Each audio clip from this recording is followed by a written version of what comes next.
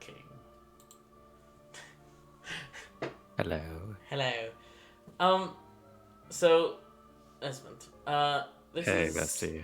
this is after you wake up and all that.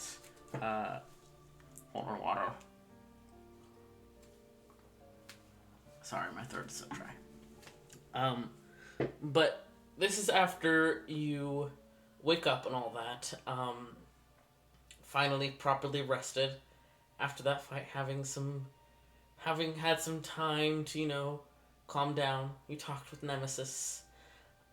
You've had a chance to cool off, both from the emotional aspects and also, the stress of being in a fight and all that. Yeah. And also tense situation. Um, and I assume, Just a bit. yeah, I assume you're gonna go looking for your son. I am going to go looking for my son. Yeah, because you haven't really seen him about. Normally Yeah. he's zooming all over the place, wanting to help with things, doing this and that, but he hasn't really been around from what you've seen. Okay. Uh, it takes a little bit of asking around of people, like, have you seen Powell? Do you know where he is right now? And, like, a tiny bit of worry starts to come, but nobody has said that they've seen him leave. So, you're not worried that he left, but He's also a sneaky little guy. he is a sneaky little guy. And then eventually you realize you haven't seen Maya around either. And the two of them have always been close, so you take a second to think, and you're like, no, that does make sense that he would go find Maya. Yeah. So eventually you go directly to her tent, and you kind of pause outside, because you hear a quiet little voice.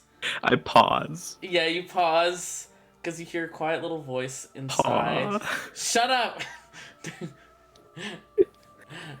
You hear a quiet little voice speaking, and you can't quite make out what's being said, but you definitely recognize Powell's voice in there. Presumably talking to Maya.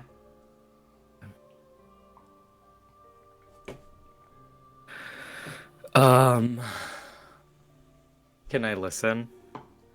Um, you can make first a stealth check to make sure you're not heard while you listen in. L2, you probably thought you were done with your sheet. No, I already had it open. Sorry, stealth. Mm-hmm. That's it's 16 total. Okay. And then make a perception check to try and listen in.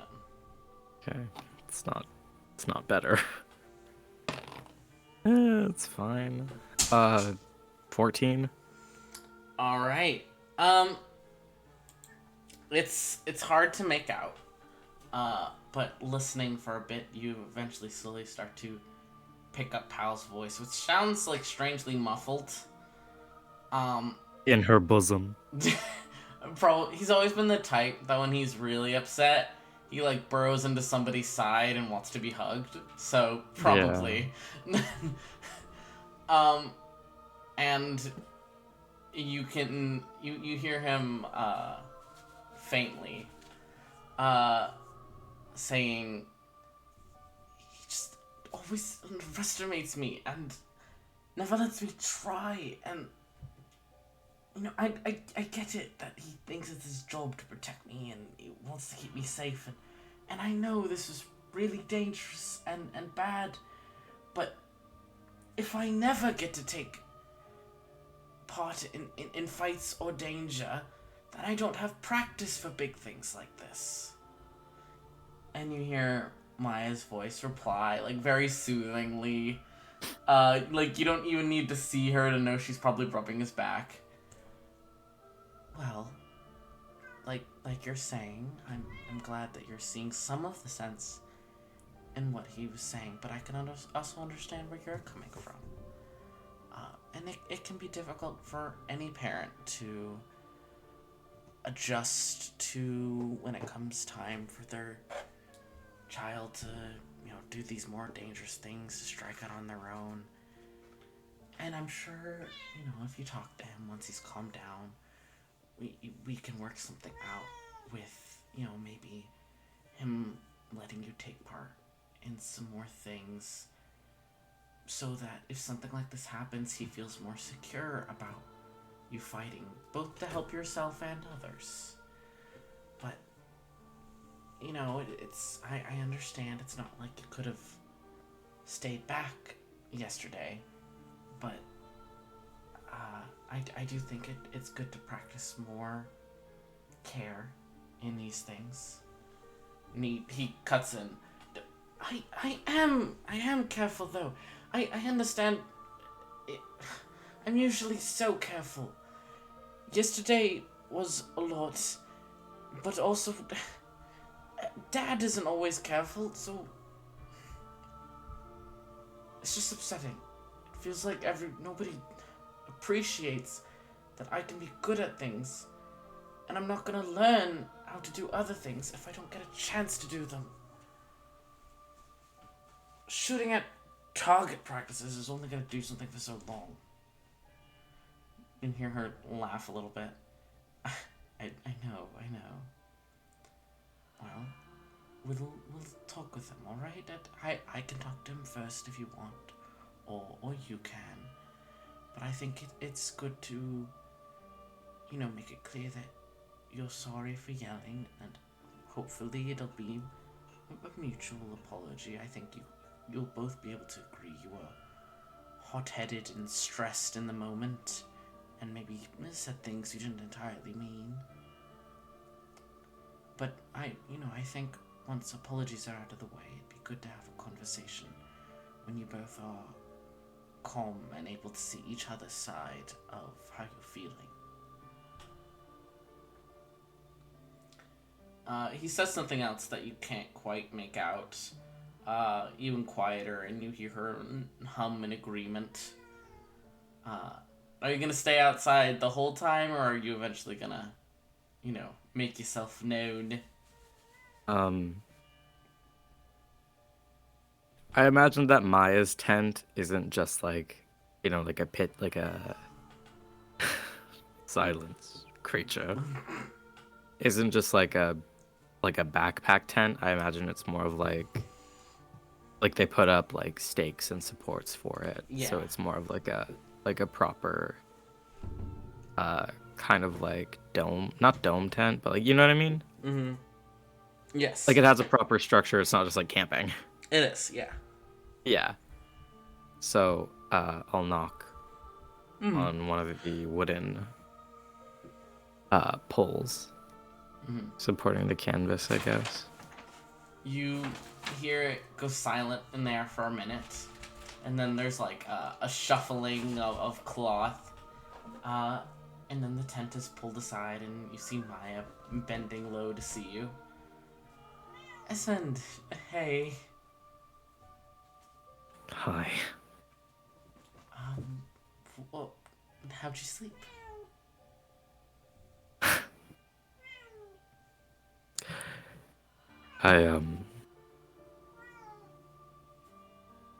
I did, certainly. Sleep. How are you feeling? A little too familiar. I'm more at Maya. Say again? He said a little too familiar. I'm all right, Maya. If you're sure. Oh. What can we be sure of right now? Oh, not a lot, but I can at least No. be sure of some things at least. Just a handful. What can I do for you? When did he get here? You see her, like, kind of flick an ear back to listen for a moment. And then she eventually says, he's been here all night.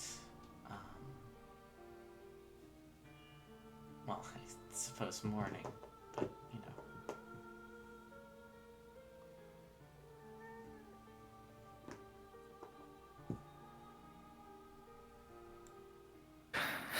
Do you think he would have any interest in wanting to speak to his dear old ass of a father? She looks confused about something for a moment, and then nods. Yeah, if you want to talk to him in person, you totally can. What did she look confused about? You're not sure? Okay. Okay, Oliver. I mean, you can ask her. I'm Yeah. not gonna let you. You can't read minds. Yeah. What's that face for? What do you mean? You looked like you smelt something off. Oh, no, just your wording. I must have understood something from Powell wrong. He had made a comment last night about writing something to you. Maybe he just didn't send it. I don't know. I thought he had, but.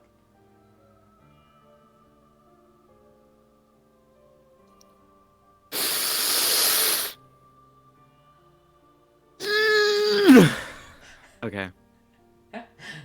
See, Esmund doesn't know that Powell specifically said he was writing something to his dad.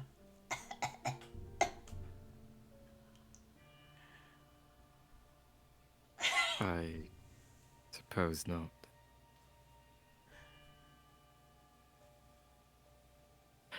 I'm trying to figure out if Esmond could logic that out without it being I mean, a metagame thing.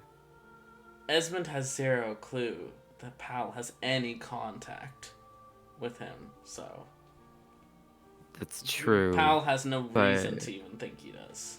Sorry, Esmond has no reason to even think he does.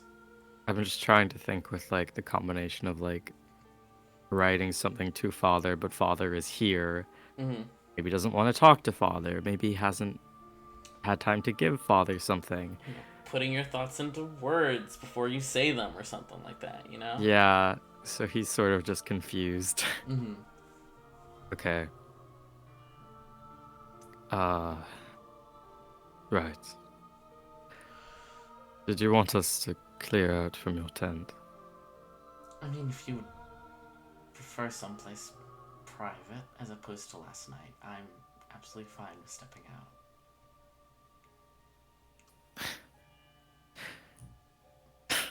Right. She moves to step past you, but kind of pauses for a moment and curls one big paw around the back of your head and pulls it down so she can put a little kiss on the top of your head. He kind of goes along with it. Mm-hmm. Like lets her kind of pull him. But his head is down. He's like staring at the ground. Mm-hmm. And he's very stiff. Go. Thank you, Maya. Go easy on him. He knows you were freaked out, but he's struggling. He's a teenager.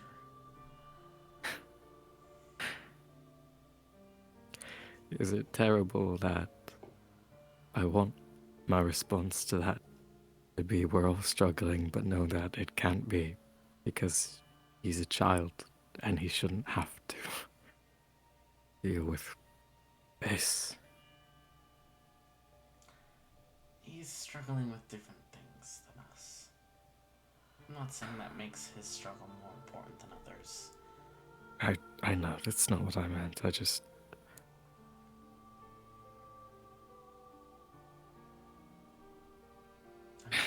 Just saying. Thank you, Maya. Don't make it worse for either of you. Yeah. And, step inside the tent. Mm-hmm. She gives the back of your neck one last squeeze, and heads on out. Pop my head off like a fucking Pez dispenser. No, it's comforting. I'm comforted. Consider me comforted. You step into her tent fully, which is a... excuse me. Excuse me, sorry.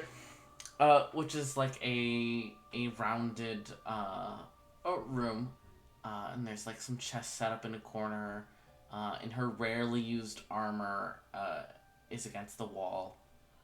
You've never seen her actually wear it. Um, and there's her cot set up as well, which has some suspiciously lumpy blankets, and you think you see the edge of a long black tail sticking out from under it.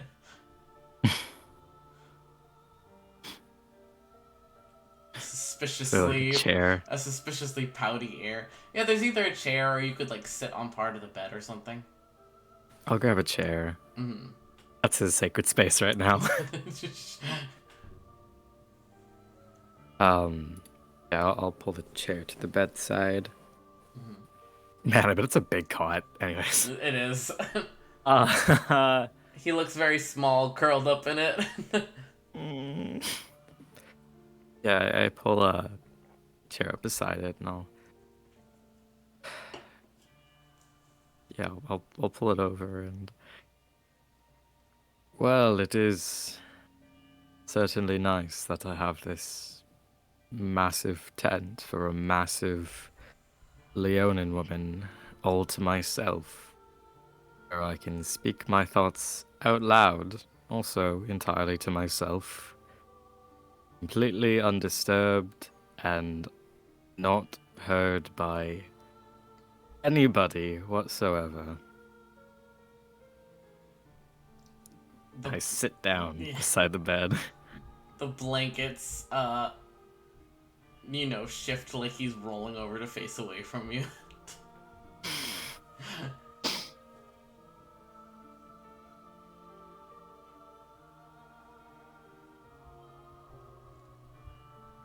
Powell,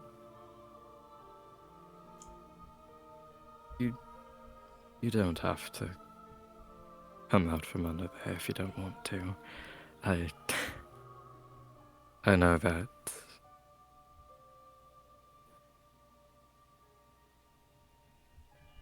I shouldn't have yelled at you yesterday. It was unkind.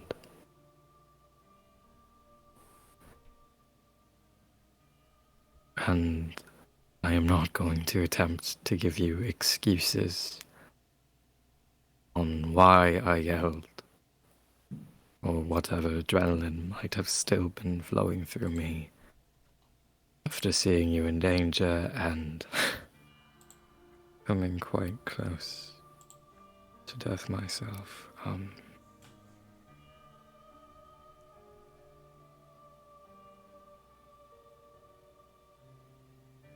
This is the second apology I've given out today. It would have been the first if I thought you wanted to speak to me sooner. Given your little cocoon there, I feel like maybe you still don't entirely want to speak to me.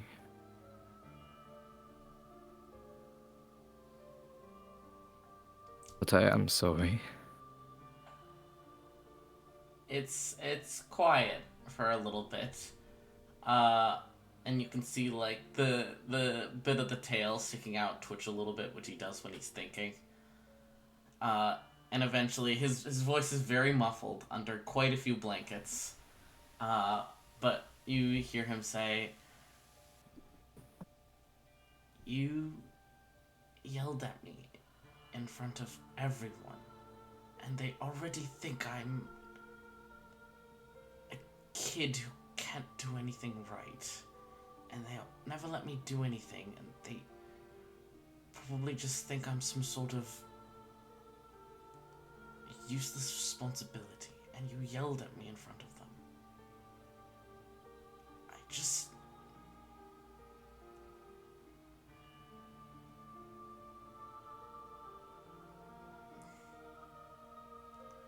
want to be useful.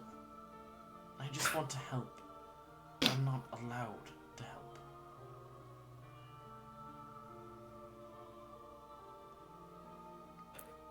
You're very useful, Powell. To do what?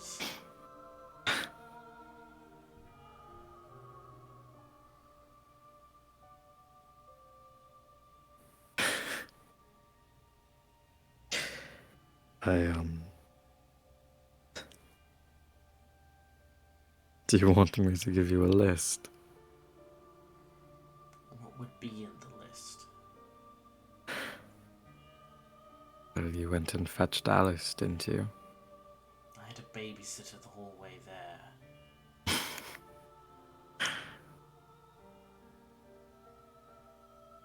And then Alice babysat me the whole way back. It's because she knows that you're important to me. I have a babysitter even when I go hunting 10 minutes away from camp.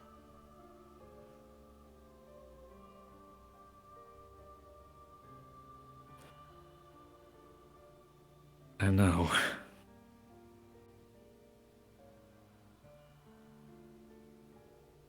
Oh, I know that you want independence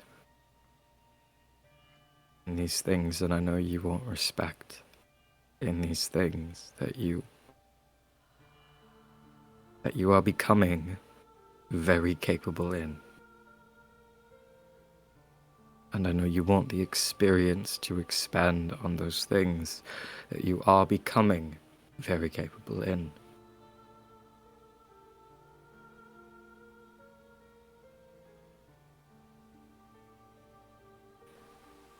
But I don't mean for there to be a but. Yeah, there is, because I can't imagine the thought of you going off on your own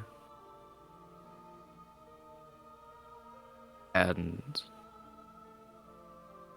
never seeing you again. I can't imagine the thought of thinking to myself before you left that I should have sent someone with you. I should have sent Maya with you, or somebody else who I trusted enough with something as precious as you, Powell. I can't help but think I could have meant to do that, did not do it, and then you'd never come home. Because I grew up with two brothers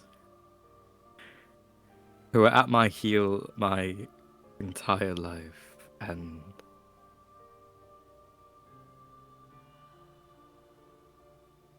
it was all I could do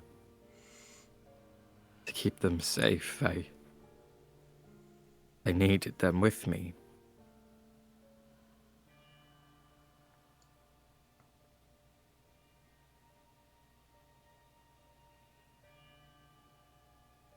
I don't want to put this pressure on you to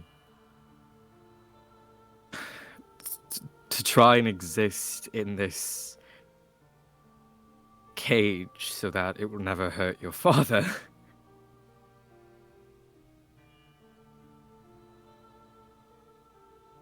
I can't. Powell, we have many things in this life, and we try not to put one thing above the others. Because everything comes in moderation, and everything matters. Everything matters so much, Powell. Powell, my...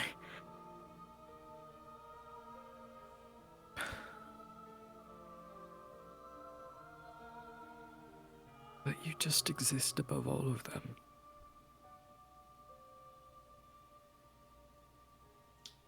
You see him roll over again, and a little fold of blankets is pulled back, and you can just see like a little bit of the darkness in the blankets and a little bit of reflective eyes.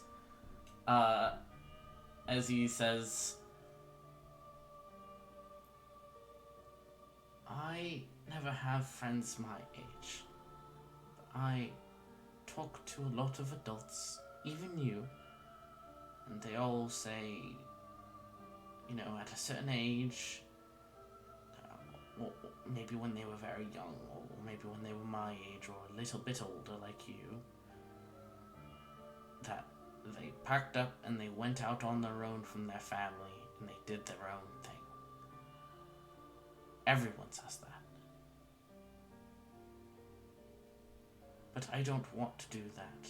I don't want to go far away from you. I don't want to go do my own thing. I like it here, with you, and with Maya, and with Auntie Alice. I don't want to go far away. I don't want to go on big, long trips.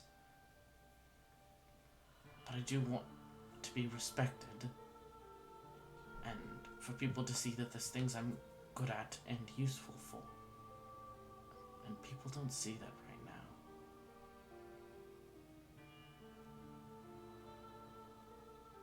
And right now, what's important to me is being here with you. But then sometimes I wonder if I should take Skorozofa and go train with him in the woods for a long time and then come back here. Maybe then I'll be useful. Maybe then you'll be okay with me helping protect you. And maybe then people will let me even hunt or go an hour away by myself. But I don't want to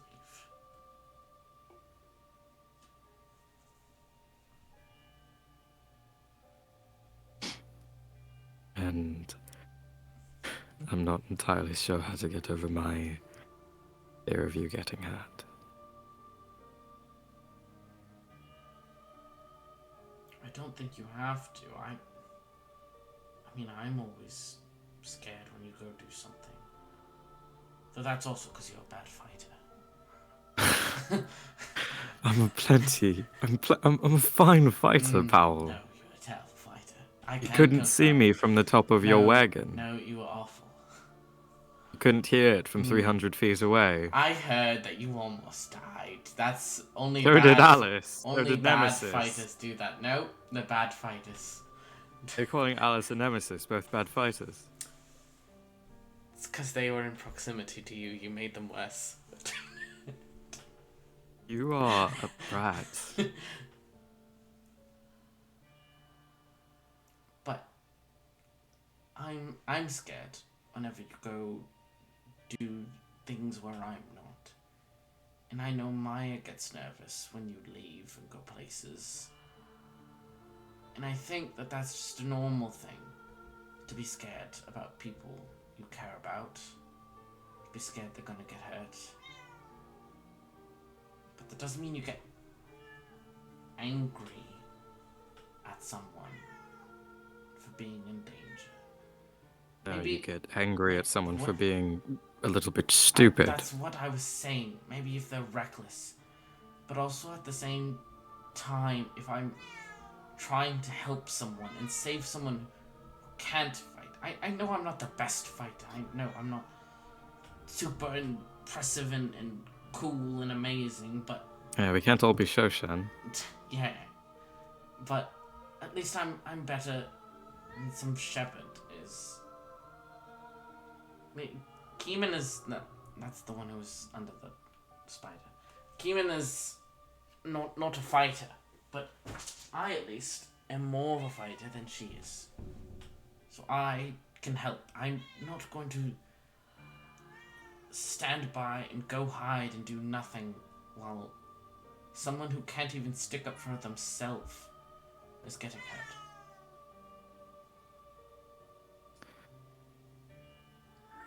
Okay. I mean, it's not like I rushed in there and was fighting a spider for no reason. Oh, I know that.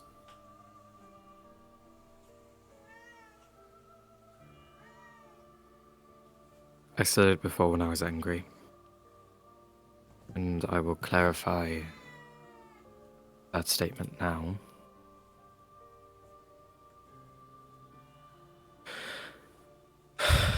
Those four. Shosha, Nemesis, Alice, Tori. If it weren't for them being there, I would be dead. Alice would be dead. Nemesis would be dead. All of us would be dead if we'd been on our own, and we're no good. We're no good for saving people. From underneath giant frost spiders when we're dead, and I know that you know that because you're smarter than your father. And I know that. I'm not saying you shouldn't have done it. I'm very... It was very brave of you. Reckless, but selfless. But I don't want you to be selfless, Powell.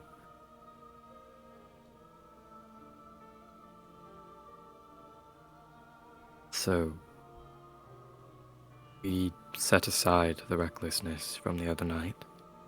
Okay? It's a memory. You learn from it. And in regards to hunting, going off on your own,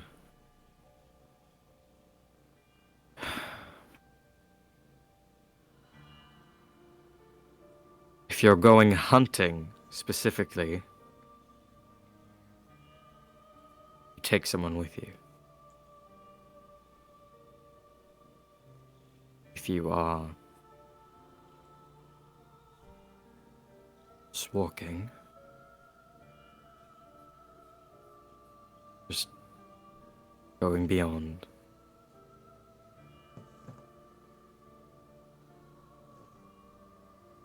I'm trying to compromise here. We start with this. No, I know. Only say you bring someone with you for the hunting, because if your grandfather,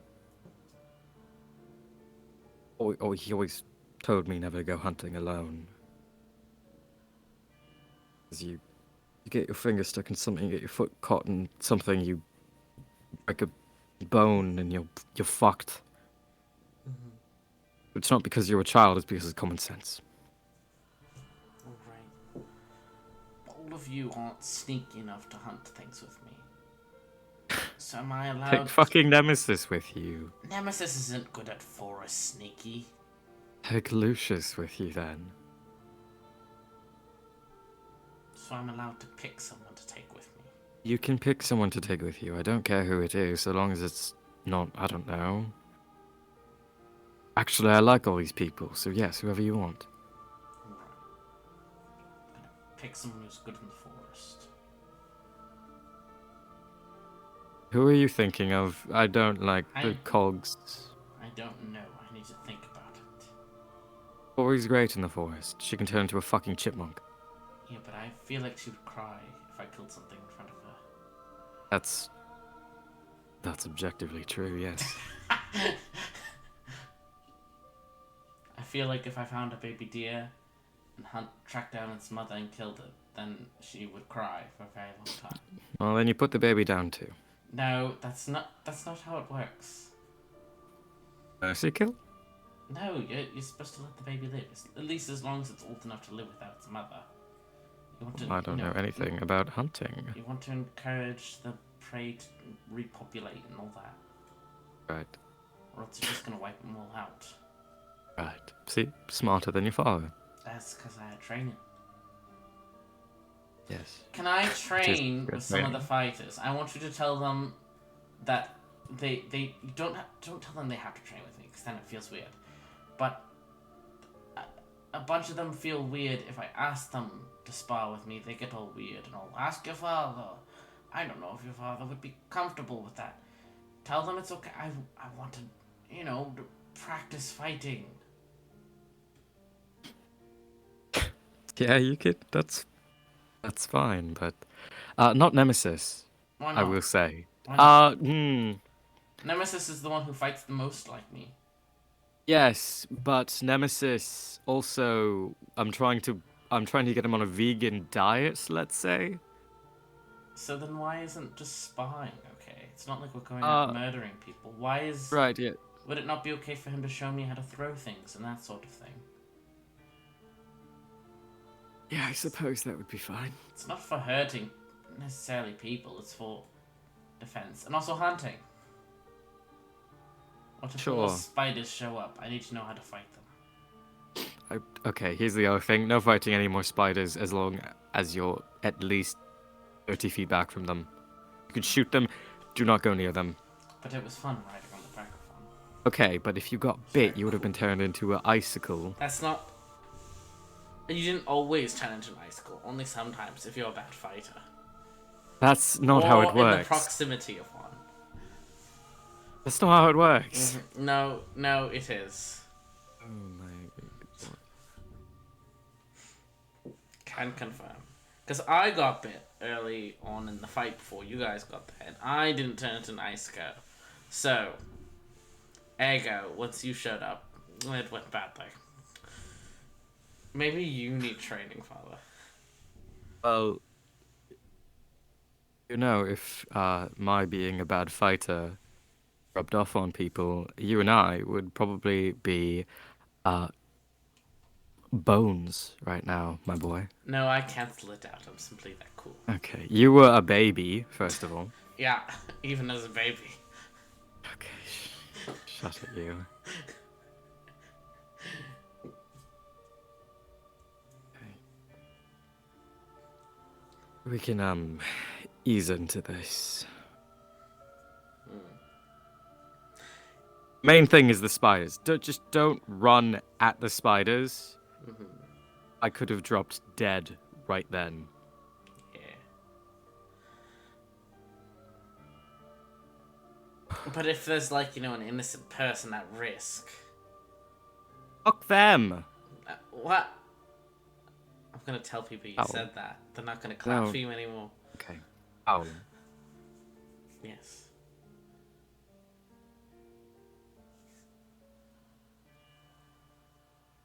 You have to come to the conclusion that just because you can maybe scrape out of a situation a little bit better than somebody else could regularly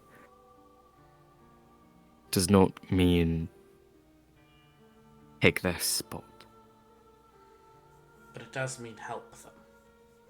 It can mean help them, but if you are helping them in an attempt, but while they are being pinned down by perhaps 2 spider legs, when spiders, if I recall, have a total of sometimes 8 legs, sometimes more, that it can still sort of get at you with, and it has a bite that turns you into an icicle, then maybe we wait for backup,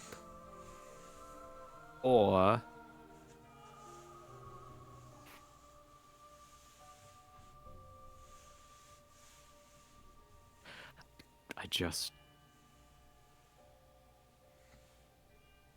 Ooh, I could say something. What are you gonna say? What are you gonna say?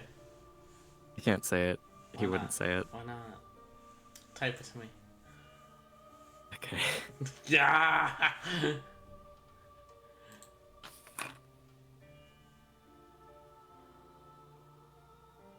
Excitement. Tell me something toxic, King.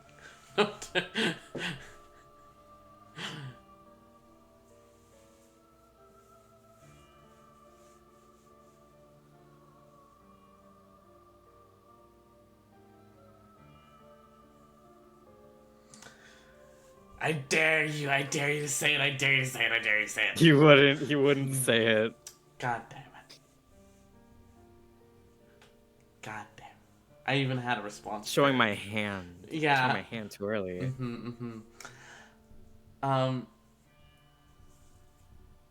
You guys joke back and forth a bit more, semi-joking, semi-seriously.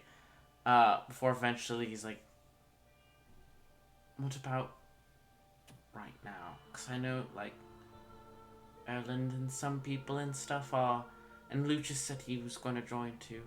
They're going to go and fight some of the spiders from a distance together, one at a time. Could I go do that if I'm with a bunch of them all at once? Is Havoc going to be there? I don't know. Am I not allowed to be? I haven't even seen her. I saw her once earlier. She's not last night. pleasant. Okay, I haven't even spoken to her. I won't talk to her. She tried to choke your aunt. From what I heard, Auntie Alice tried to steal something, so... Okay, but the I equivalent feel like to the bad stealing is not influence choking. here is pretty obvious. I feel like they're both bad influences. Point is, yes, you can go. You stay with Erland, because I trust Erland implicitly. Lucius is the one who's been going on watches with me, though, and taking me hunting. I don't like Lucius. Well, I do like Lucius. I just don't trust Lucius as much as I trust Erland. I like Erland. I also But like Lucius Erland. is very careful and picks me up and flies me away when things are a bit hairy. Such as when that boar was chasing me the other day. When what? We went hunting and there was a boar, and it didn't like me, so it tried to chase me. I would have been Do you fine, see why I but Lucius encourage another picked me person? up and then flew me away. Right. See, I would have been if you have a second fine. person. I can Yes, but it climb increases your chances of trees. survival by at least 50%. I would have literally been fine. It was a boar. I can handle a boar. Yes, and they can maul you. I'm fine. Meet Hayes again, you ask him. Yes, you can go. Just... Yes, you can go. Thank you. He throws off the blanket and straightens up. And he's holding himself with like a very bright demeanor now. But you can tell, like, hold on, let me think about this. Could you tell if a cat has eye bags? Could you tell if a cat has been sleepless? Yeah, I'll just say you can tell he looks tired. He didn't get much sleep. Yeah, me too, homie. Yeah. Hey, excuse me, hold on. Powell, Yes. you can say no, but could I give you a hug? I was gonna hug you, so yes. Well, I hug my son. He gives you a very tight hug. He scooches to the edge of the bed to hug you, nearly like pushing into your lap, but he is a bit too big for that, so it's just more of a lean. Gives you a very tight hug. I love you. I love you too.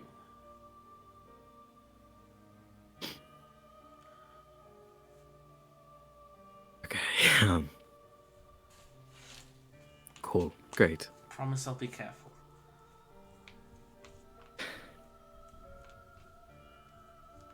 Sure. And I will stand very abruptly. Mm-hmm. And He's already hopping out and skipping towards the door, pretty much. okay, never mind. If he's leaving, then I'll just stay hyped. here.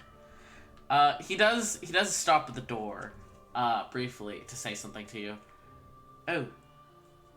So, I know Skoro is like not, back yet or whatever. I'm not really sure the details. So my training is kind of on pause. But there's some other ranger people in camp right now. Would I be allowed to ask one for some tips? I won't talk to Havoc, I'll talk to the other one. She doesn't talk much. Who is he referring to? He's referring to Spectre, who has Moon and stuff. She's a ranger. Right. Yeah, that's fine. Alright, bye! Powell, Yeah. I said you had something for me? No? A letter? Oh! I was just, upset and kind of, writing out my thoughts. And he kind of, kicks at a pebble. Just kind of... You're so good at writing and stuff, and... you used to write things, and I thought maybe it would help if I got some thoughts out. I was bad at it, but...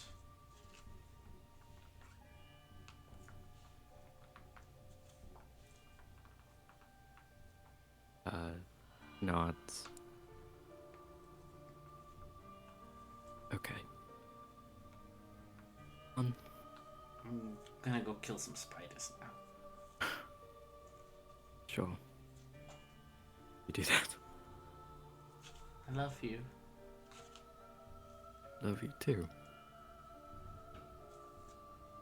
He watches you for a couple more seconds, and then ducks out.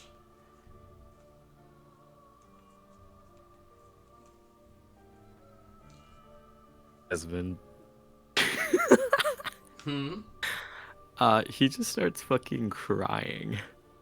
No! Crying about what? Yo, bro!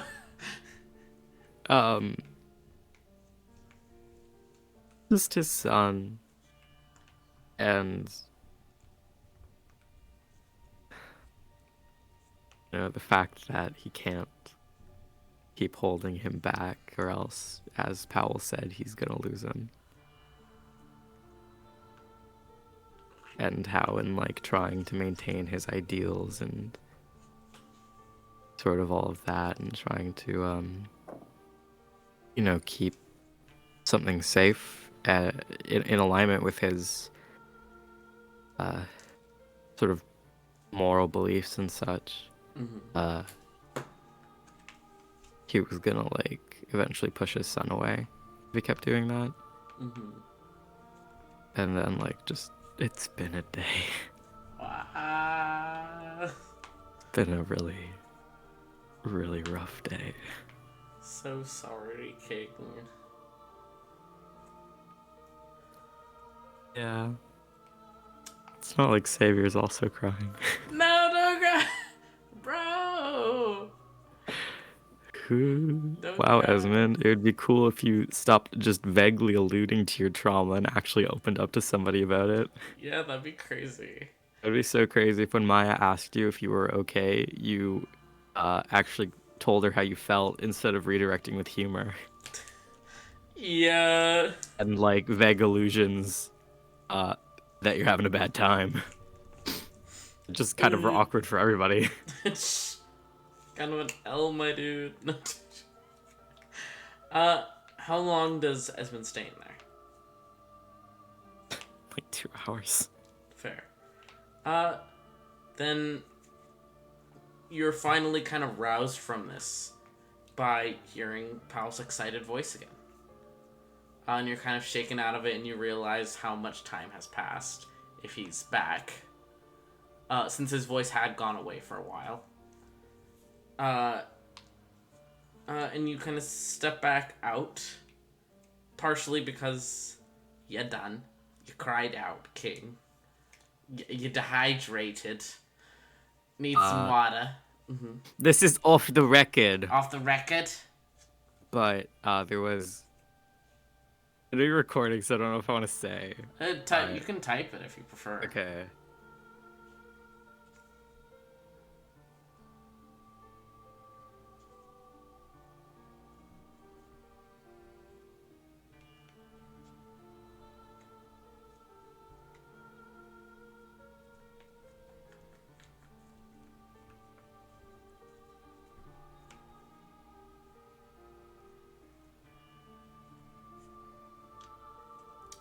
Yeah.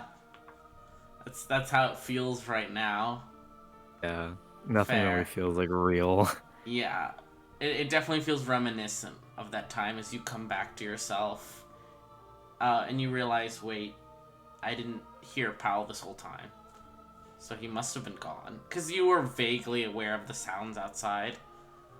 Yeah. And Powell's voice is back, and clearly very excited right now.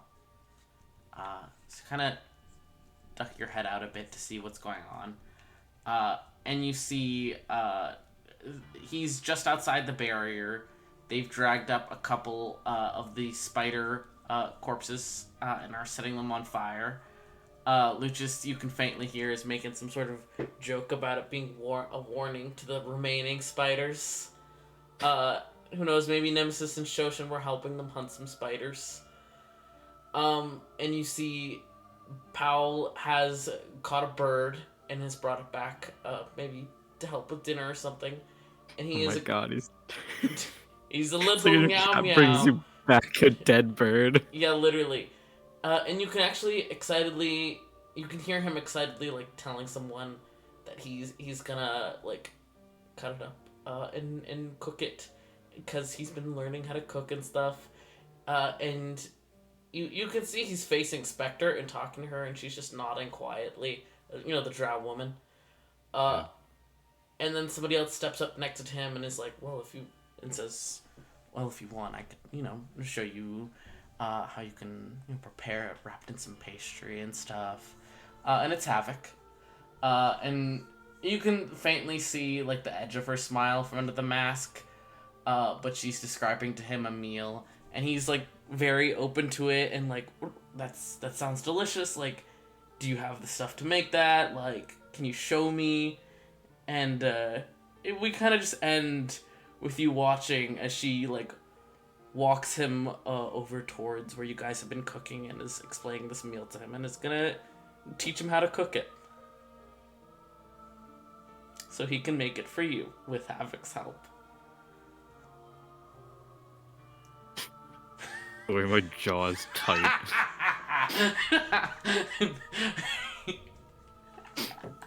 Can I send you the song I was listening to on repeat as Esmund was talking to Powell? Yeah, sure.